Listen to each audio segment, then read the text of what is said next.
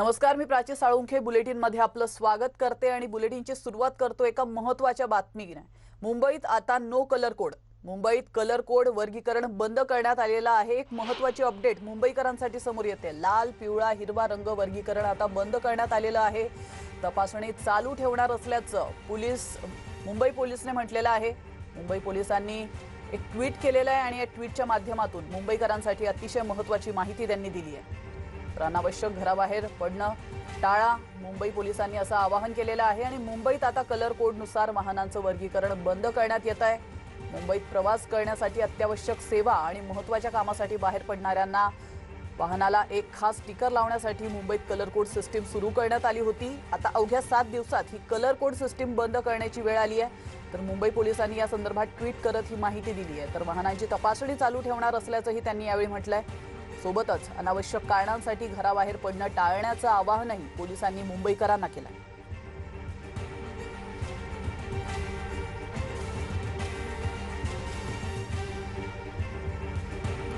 तर याविषयी अधिक माहिती देण्यासाठी आपले प्रतिनिधी स्वाती लोखंडे आपल्यासोबत जोडले गेलेले आहेत। स्वाती, आपण पाहिलं 7 दिवसांपूर्वी एक कलर कोड सिस्टीम लागू करण्यात आली होती मुंबईकरांसाठी, मात्र आता 7 दिवसात हा निर्णय मागे घेण्यात येतोय, नेमकं कारण काय? खरं तर आपल्याला माहिती आहे की कलर कोडमुळे अनेक परिणाम जाणवत होते। जसं की सगळ्यात महत्त्वाची गोष्ट म्हणजे की कुणीही कुठलाही कलर कोड लावून निघून जात होता। सुरुवातीला जेव्हा हे नियम अंमलात आणले तेव्हा स्वतः नगराळे यांनी गाड्यांवर म्हणजे स्वतः सीपी यांनी गाड्यांवर स्टिकर लावतानाची दृश्य आपण बघितली आणि त्यानंतर मग अशा पद्धतीने एक कॉरिडॉर तयार केला, जो आता आपण बँडाला हा कॉरिडॉर दाखवतोय की एका बाजूला एक आपल्याला स्पेशल गाड्यांचा कॉरिडॉर बघायला मिळतो। या ज्या गाड्यांवर स्टिकर्स आहेत त्या गाड्या सहजपणे त्या कॉरिडॉरमधून निघून जात होत्या, पण आता मात्र तो कॉरिडॉरच पूर्णपणे बंद केलेला आहे। प्रत्येक गाडीची तपासणी होणार असं मुंबई पोलिसांनी सांगितले आहे। याआधी असं होत होतं की या कॉरिडॉरमध्ये एकदा गाडी गेली की ती पटकन पास व्हायची, कारण तिच्यावर स्टिकर असायचं लाल, पिवळं किंवा हिरवं, पण आता तसं केलं जाणार नाही। आता तो कॉरिडॉर बंद करून सरसकट सगळ्या गाड्यांची तपासणी होणार आहे। आपण पाहतोय की मुंबईमध्ये जे कडक निर्बंध लागू झाले त्याच्यानंतर मग आंतरराज्यीय प्रवासावर पण बंधनं आहेत बऱ्यापैकी। त्यानंतर ही बस आहे, या बसला पण पोलिसांनी अडवलं होतं। त्याचबरोबर आता आपण पाहतोय की अत्यावश्यक सेवांव्यतिरिक्त फिरणाऱ्यांना चाप बसावा यासाठी साधारणतः ही तपासणी केली जाते। ही बांद्रा हायवेवरची दृश्य आपण दाखवतोय आणि मुंबई पोलिसांनी जो निर्णय घेतला त्यांना तो 7च दिवसात मागे घ्यावा लागला, कारण ज्या पद्धतीनं या नियमांचं उल्लंघन झालं आणि त्यानंतर लक्षात आलं की या नियमामुळे अनावश्यक फिरणाऱ्यांचं प्रमाण खूप जास्त आहे। जसं आता आपण समोर बघितलं की एक गाडी बाजूलाच उभी केलेली आहे आणि या गाडीला खरं तर स्टिकर लावून हा व्यक्ती सरळ निघून जात होता, पण कोणत्याही कारणाशिवाय तो रस्त्यावर फिरतोय। शेवटी मुंबई पोलिसांनी त्याला बाजूला ठेवलंय। या अशा कारणामुळे म्हणजे पोलिसांनी अनेक ठिकाणी बॅरिकेडिंग केल्यामुळे अनेकांना अत्यावश्यक सेवांमधले कर्मचाऱ्यांना पोहोचायला उशीर नक्की होतो, पण ही गरज आहे लॉकडाऊनची, ही गरज आहे की व्यवस्थित याची सगळं पालन होते की नाही लॉकडाऊनचं हे पाहण्याची, आणि म्हणून शेवटी पोलिसांना 7 दिवसात आपलाच निर्णय मागे घ्यावा लागला। रात्री उशिरा एक साधारणतः 2-2:30च्या सुमारास ट्विट करत मुंबई पोलिसांनी आपला निर्णय जाहीर केला। स्वाती, आपण पाहिलं जे इंटेन्शन होतं हे कलर कोड ठरवण्यामागचं जे इंटेन्शन होतं ते म्हणजे पोलिसांचा वेळ वाचेल, म्हणजे अगदी लोक घाई गडबडीत घराच्या बाहेर निघतात, त्यानंतर पोलीस देखील प्रत्येक वेळेला त्यांची तपासणी करतात, तर तो वेळ कुठेतरी वाचावा म्हणून त्यांनी कलर कोड ही सिस्टीम लागू केलेली होती। मात्र आता ती सिस्टीम मागे घेण्यात आलेली आहे, ती बंद करण्यात आलेली आहे। तर आता त्याला सबस्टिट्यूट काहीतरी दुसरा उपाययोजना केल्या जाऊ शकतात का? आपण जर बघितलं की यामध्ये लोकांचा वेळ वाचावा, अत्यावश्यक सेवेतले जे कर्मचारी आहेत त्यांचा वेळ वाचावा असा त्याच्या मागे उद्देश होता। जसं आपण बघितलं की जेव्हा निर्बंध लागू केले त्यानंतर पोलिसांनी बॅरिकेडिंग करत वाहनांची तपासणी करायला सुरुवात केली, त्यामुळे दहिसर चेक नाक्यावर साधारणतः 3 ते 3.5 किलोमीटरचा लांब ट्रॅफिक जाम लागला होता आणि हे टाळण्यासाठी मुंबई पोलिसांनी ही एक शक्कल काढली की लोकांना अत्यावश्यक सेवेतल्या कर्मचारी असतील किंवा मग जी जीवनावश्यक वस्तू आहेत त्यांचा पुरवठा करणारी वाहनं आहेत त्यांच्यासाठी हिरवा स्टिकर आणि बाकी इतर म्हणजे मीडिया आणि बाकी इतर ज्या वाहनं आहेत तर त्यांच्या गाड्यांवर ग्रीन स्टिकर, त्यांच्या गाड्यांवर येलो स्टिकर, अशा साधारणतः अशा पद्धतीने बायफर्केशन केलं होतं. पण होते मात्र प्रत्यक्षात उलट, आणि त्यामुळे शेवटी हा निर्णय घेतला गेला की हे रद्द केलं जावं आणि शेवटी अशाच पद्धतीने तपासणी केली जाणार आहे. यात मुंबईकरांचाच वेळ जाणार आहे किंवा यात अत्यावश्यक सेवेतल्या कर्मचाऱ्यांचा खूप वेळ वाया नक्कीच जाईल. पण जर लोकांनी याचं पालन केलं असतं तर कदाचित मुंबई पोलिसांना हा नियम रद्द करायची वेळ आली नसती. सध्या कोणताही सबस्टिट्यूट नाहीये. या अशाच पद्धतीनं वाहनांची तपासणी होणार नाकावर, जे मुख्य जंक्शन्स आहेत, म्हणजे दहिसर चेक नाका असेल, तिकडे मुलुंड चेक नाका असेल, किंवा जे इंटरकनेक्टेड जे मुख्य हायवेला जोडणारे जे रस्ते आहेत, मग तो समजा कांदिवलीचा समतानगरचा पट्टा असू दे, पुढे असा बँड्रासारखा पट्टा, तर त्यामुळे अशा अनेक ठिकाणी अशा पद्धतीनं तपासणी होईल. म्हणजे एक वाहन समजा दहिसरवरून निघालं, त्याला किमान 4 ते 5 वेळेला तपासणीला सामोरं जावं लागू शकतं. नक्कीच स्वाती, धन्यवाद तुम्ही दिलेल्या या महत्त्वपूर्ण माहितीबद्दल. तर आता वळतो एका महत्त्वाच्या बातमीकडे. कोरोनामुळे भारत पार कोलमडलेला आहे. भारताचा नरक बनलाय. ब्रिटिश वृत्तपत्र द गार्डियनच्या लेखाचा दाखला देत सामना संपादकीयातून केंद्राला खडे बोल सुनावण्यात आलेले आहेत. नरक तो हाच का, असा टोलाही लगावला गेला. मोदी आणि त्यांच्या सहकारी मित्र पक्षाला देशाचा स्वर्ग बनवायचा होता, मग सध्याचा भारत हाच तो स्वर्ग का, असा सवालही केंद्राला विचारला गेलेला आहे. शिवाय ह्यासाठीच मतं मागितली होती का? अहो, अच्छे दिन, स्वर्ग तर दूरच राहिला, उलट कोरोना काळात देश कुठे नेऊन ठेवलाय, असंही सामना संपादकीयातून सुनावलं गेलंय.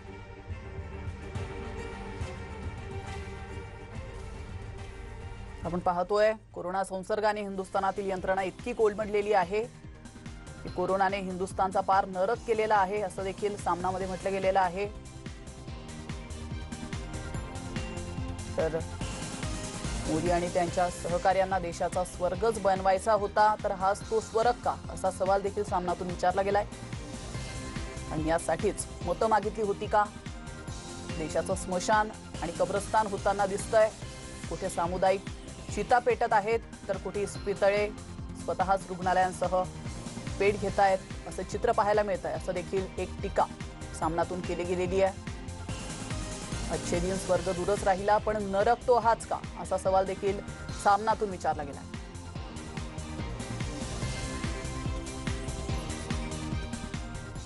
तर राज्यात सध्या लसीकरण करण्यावर मोठ्या प्रमाणावर भर दिला जातोय.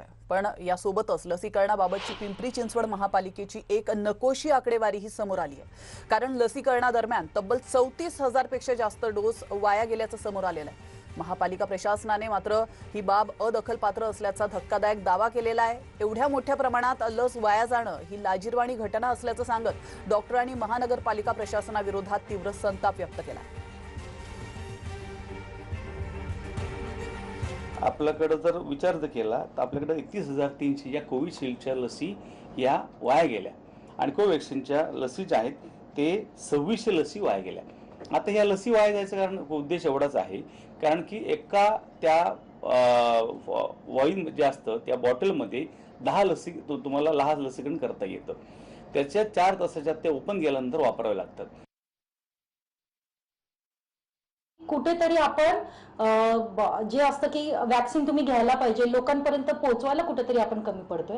ह्याच्यामध्ये सत्ताधाऱ्यांनी ह्याच्यामध्ये विचार केला पाहिजे की जसं तुम्ही कोरोनाची परिस्थितीवर हाताळताय तसंच त्या पद्धतीने वॅक्सिनेशन ही कशा पद्धतीने जास्तीत जास्त झालं पाहिजे ह्याकडेही सत्ताधाऱ्यांनी लक्ष दिलं पाहिजे. परंतु सत्ताधारी जे आहेत ते आजकाल फक्त कशातनं टेंडर काढायला आणि खरेदी करायला ह्यातच व्यस्त आहेत. वॅक्सिनेशन कशा पद्धतीने झालं पाहिजे, वेस्टेज कशा पद्धतीने कमी झालं पाहिजे, हे वेस्टेजचा आकडा जवळजवळ 2 ते 3% किंवा 4 ते 5% आला पाहिजे. पण ह्याच्याकडे कोणत्याही सत्ताधाऱ्यांचं लक्ष नाहीये. एक व्हाईल फोडल्यानंतर ती 10 लोकांना दिली जाते. लोक वेळेत आले नाहीत तर ते डोस वाया जातात. पण एक साधी आणि सोपी गोष्ट आहे की 10 लोक जर जमलेले असतील तरच व्हाईल फोडा ना. 10 लोक जमलेले नसतील तर 10 लोक जमल्यानंतर फोडा. वाया घालवणं ज्याची किंमत आज सगळ्या जगाला कळले की वॅक्सिनची किंमत काय आहे, वॅक्सिन काय आहे, आणि ते आपण वाया घालवतोय. दिस इज शेम ऑन अस. तर याविषयी अधिक माहिती देण्यासाठी आपले प्रतिनिधी गोविंद वाकडे आपल्यासोबत जोडले गेलेले आहेत. तर गोविंद, आपण पाहतोय पिंपरी चिंचवडमध्ये तब्बल 34,000 लसींचा साठा हा वाया गेलेला आहे. मात्र वाया जाणं म्हणजे नेमकं काय झालेलं आहे, काय प्रकार घडलेला आहे? अर्थातच हे अत्यंत धक्कादायक बाब म्हणावी लागेल आणि नियोजन शून्य कारभाराचा हा फटका आहे असं स्पष्टपणे दिसतं आहे. 3.5 लाख जे लसीचे डोस प्राप्त झाले होते कोविशिल्ड आणि कोवॅक्सिन, त्यापैकी सुमारे 34,000 लसीचे डोस वाया गेलेले आहेत. प्रशासनाने जसं सांगितलं की जर एक वाईल उघडलं तर त्यामध्ये 10 लसीचे डोस असतात आणि जर 10 व्यक्ती त्या दरम्यान आले नाही, एकदा वाईल उघडल्यानंतर ती 4 तासाच्या आत 10 लोकांना द्यावी लागते. मात्र त्या काळात जर 10 नागरिक आले नाही तर उर्वरित जे डोस आहेत ते वायाला जातात, ते पुढच्या व्यक्तीला देता येत नाहीत. तर इथे जर प्रशासनाला हे कळते की 10 लोक असायला हवेत, तर 10 लोक असतील तरच ते वाईल उघडणं अपेक्षित होतं. मात्र तसं होताना दिसत नाहीये. पुणे जिल्ह्याचा जर विचार केला तर हे प्रमाण, लस वाया जाण्याचं प्रमाण हे 3% आहे आणि एकट्या पिंपरी चिंचवडचा जर विचार केला तर इथे तब्बल 12% लस ही आतापर्यंत वाया गेलेली आहे. प्राप्त लसीच्या जो साठा आहे त्यापैकी सगळ्यात महत्वाचं म्हणजे 2 आठवडे झाले की आपल्याला माहिती आहे की लस संपल्या म्हणून नागरिकांना परत जावं लागलं. आपण त्याचा आढावा घेतला होता आणि असं असताना जर 30-30, 40-40 हजार लसीचे डोस अशा पद्धतीने वायाला जात असतील आणि प्रशासन म्हणत असेल की नागरिक आले नाही म्हणून हे लसीचे डोस वायाला गेले, तर नेमकं प्रशासन आपली चूक झाकतंय का आणि आपल्या चुकीचं खापर नागरिकांवर फोडतंय का, हा प्रश्न इथे निर्माण झालेला आहे.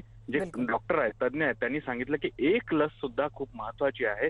असं असताना प्रशासन असं म्हणते की हे नॉर्मल विषय आहे, 10% लस ही वाया जातच असते, परंतु असं नाहीये. त्यामुळं बिलकुल गोविंद, आपण पाहतोय की लसीचा पुरेसा साठा नसल्यामुळे अनेक लोकांना, लसीकरणासाठी आलेल्या अनेक लोकांना परतीचा प्रवास करायला लागतोय, परत जावं लागतंय, रिकाम्या हाताने जावं लागतंय. आणि दुसरीकडे 34,000 लसीचा साठा आता या ठिकाणी वाया गेलेला आहे पिंपरी चिंचवड, आणि प्रशासन कुठल्याही प्रकारची जबाबदारी घ्यायला तयार नाहीये. हे त्याहूनही वाईट. तर गोविंद, धन्यवाद तुम्ही दिलेल्या महत्त्वपूर्ण माहितीबद्दल. वळतोय पुढच्या महत्त्वाच्या बीड मधल्या बातमीकडे. बीडमध्ये रेमडेसिवीरचा काळा बाजार होत असल्याची धक्कादायक घटना समोर आली आहे. या ठिकाणी रेमडेसिवीर इंजेक्शन तब्बल 22,000 रुपयांना विकतानाचा प्रकार उघडकीस आलेला आहे. इंजेक्शनची विक्री करताना बीडमध्ये पोलिसांनी दोघांना पकडलेलं आहे. या प्रकरणी बीडच्या शिवाजीनगर पोलीस ठाण्यात गुन्हा दाखल करण्यात आलाय. श्रेयस बाबासाहेब नाईकवाडे, तालुका धारूर, आणि कृष्णा ठोंबरे, राहणार दहिफळ, तालुका केज, अशी पकडलेल्या तरुणांची नाव आहेत. त्याविषयी अधिक माहिती देण्यासाठी आपले प्रतिनिधी सुरेश जाधव फोन लाईनवरून आपल्यासोबत जोडले गेलेले आहेत. सुरेश, अतिशय धक्कादायक माहिती बीडमधून समोर येते. इथं लोक तडपतायत, तरसतायत, आपल्या नातेवाईकांना वाचवण्यासाठी आतोनात प्रयत्न करतात, आणि दुसरीकडे रेमडेसिवीरचा काळा बाजार सुरू आहे. काय अधिक माहिती आहे? धक्कादायक आहे. कथा गेल्या 8 दिवसापासून रेमडेसिवीर साठी बीड शहरातील जे जिल्हा रुग्णालय आहे, या रुग्णालयाच्या बाहेर हजारो नागरिक, म्हणजे 200-250 रोज त्या ठिकाणी नोंदणी केली जाते आणि मागणी जर पाहिली तर जवळपास 1000 ते 1200 दररोजची मागणी रेमडेसिवीरची आहे. मात्र त्या तुलनेत पुरवठा केला जात नाही. या संदर्भात नातेवाईकांनी ठिय्या सुद्धा केलेला होता. आणि आता ही जी रात्रीची घटना आहे, यात चक्क एक रेमडेसिवीरचं इंजेक्शन 22,000 रुपयाला विकत असताना एक मेडिकल चालक आणि एक त्याचा सहकारी यांना अटक केलेली आहे. आणि हे दोघच जण आहेत का, आणखी यामध्ये कोण कोण हा काळा बाजार करण्यामध्ये आहेत, या संदर्भात आता पोलीस तपास करत आहे. मात्र महत्वाची गोष्ट म्हणजे हे रेमडेसिवीर त्यांच्याकडे आले कुठून? जिल्हा प्रशासनाने एवढे कडकोट बंदोबस्त केलेला असताना, त्याचबरोबर जिल्हा प्रशासनाला जे पालकमंत्री धनंजय मुंडे, जयदत्त क्षीरसागर माजी मंत्री यांनी जे दिलेले रेमडेसिवीर होते, हे रेमडेसिवीर गेले कुठं, या संदर्भात सुद्धा प्रश्न निर्माण होत होते. आणि ते अशा पद्धतीने काळा बाजारात आले की काय, असा सुद्धा आता पोलीस तपास करत आहेत. त्या अनुषंगाने आता हे 2 जे पकडलेले आरोपी आहेत, यामधून खरे सूत्रधार आणि खरे धागेदोरे यातून पुढे येणार आहेत. त्यामुळे या सगळ्या टीमच्या मागे नेमकी खरे सूत्रधार कोण आहे हे पाहणं देखील महत्त्वाचं असणार आहे. धन्यवाद सुरेश, तुम्ही दिलेल्या महत्त्वपूर्ण माहितीबद्दल. तर आता कोरोनाच्या संकटात दिलासा देणारी बातमी समोर आलेली आहे. देशातील रेमडेसिवीर इंजेक्शनची टंचाई संपणार असल्याची माहिती देण्यात आली आहे. दर महिन्याला 90 लाख इंजेक्शन्स तयार होणार असल्याचं केंद्र सरकारने म्हटलंय. या क्षणाची दिलासादायक बातमी आपण पाहतोय. केंद्रीय राज्यमंत्री मनसुख मांडविया यांनी ट्विट करत ही माहिती दिली आहे.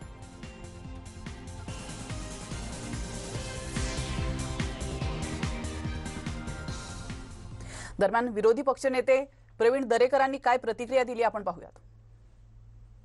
तात्काळ आपण प्रत्येक मंत्र्याला त्या ठिकाणी एक एक जिल्हा देऊन पाहिजे, त्याच्याबरोबर 2-4 लोकांना जे वाटतील ते योग्य लोकांना सपोर्टिंग सहकार्य किंवा समिती बनवा आणि तिथल्या असणाऱ्या पूर्ण व्यवस्थेचा आढावा घेणं. मग तिथं रेमडेसिवीर आहेत का, ICU बेड आहेत का, ऑक्सिजन असेल तर कुठून उपलब्ध करायचा, इमर्जन्सी निर्णय घेणं अपेक्षित आहे. तशी एक यंत्रणा युद्ध पातळीवर तात्काळ जर गतीनं केली तर मला वाटतं या बऱ्याचशा होणाऱ्या घटनांवर त्या ठिकाणी अंकुश आणता येईल, जीव वाचवता येतील. कोरोनाच्या पार्श्वभूमीवर लग्न समारंभ अतिशय मर्यादित स्वरूपात करण्याचे निर्देश आहेत. असं असताना देखील धूमधडाक्यात लग्न करणाऱ्यांविरोधात जळगावात मनपाने कारवाई केली आहे. जळगावातील वधू मातापित्यावर गुन्हा दाखल करत 50,000चा दंड देखील ठोठावण्यात आलेला आहे आणि मोठी खळबळ या ठिकाणी उडाली आहे. आपण या दृश्यांच्या माध्यमातून पाहू शकतो. प्रशासनाने नियम आखून दिलेले आहेत, मात्र त्याचं पालन केलं जात नाहीये.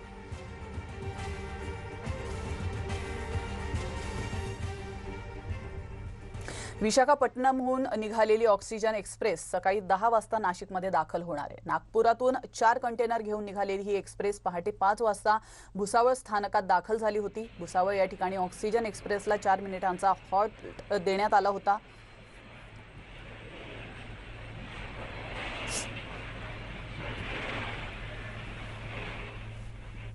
तर ऑक्सिजन एक्सप्रेस काल रात्री नागपुरात दाखल झाली. विशाखापट्टणमहून निघालेली एक्सप्रेस रात्री 8च्या सुमारास नागपुरात दाखल झाल्याचे चित्र पाहायला मिळालं होतं. नागपुरात याचे 3 टँकर्स उतरवण्यात आलेत.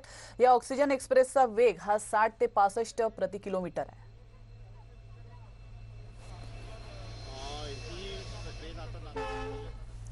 आता थेट जाऊया वाशिममध्ये. वाशिमचे शासकीय स्त्री रुग्णालय परिसरात ऑक्सिजन निर्मिती प्रकल्प उभारण्यात येत असून त्या प्रकल्पाची विभागीय आयुक्त पियुष सिंग यांनी पाहणी केली आहे.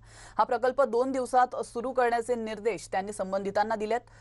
या ऑक्सिजन निर्मिती प्रकल्पाद्वारे प्रति मिनिट 200 लिटर ऑक्सिजनची निर्मिती होणार असल्याचं सांगण्यात आलंय. तर 30% ऑक्सिजनची पूर्तता या प्रकल्पाद्वारे होणार आहे.